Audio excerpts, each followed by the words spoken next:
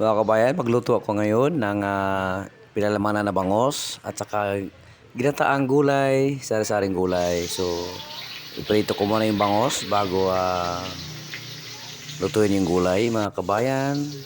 So, ito mag-isa na ako sa gulay. Ito yung ginataan. Yun, igisa mo na yung bawang sibuyas, mga kabayan.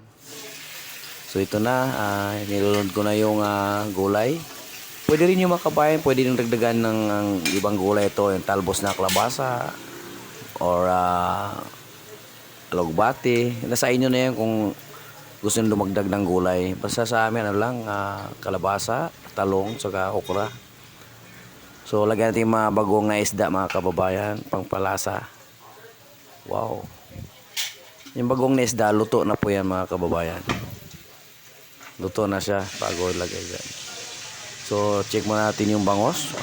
Ito malapit na maluto rin ito, mga kababayan. Ito yung ulam namin sa tanghalian. So, lagyan natin ng gata. So, ang gata, mga kababayan, huwag natin takpan ng kaldero pagkalunod ng gata para hindi mamumuo yung kanyang gata. Kaya hayaan nating ubukas yan. So, malapit na maluto ang bangos. Wow! Ang taba ng bangos, mga kababayan. Ang palaman pala nito yung sibuyas, kamatis. Wow, malapit na maluto ang ating gulay, mga kababayan. Wow, sarap na. So yun, naghain na kami sa aming hapaglamisa.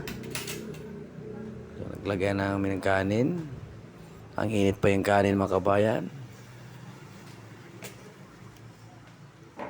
Wow.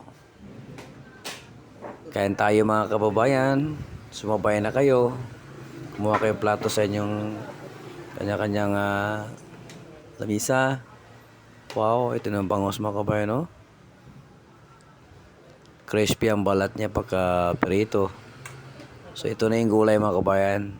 O, di ba creamy yung gata? Kasi hindi siya namumuo. Kaya dapat hindi takpan talaga. Kain tayo, mga kababayan.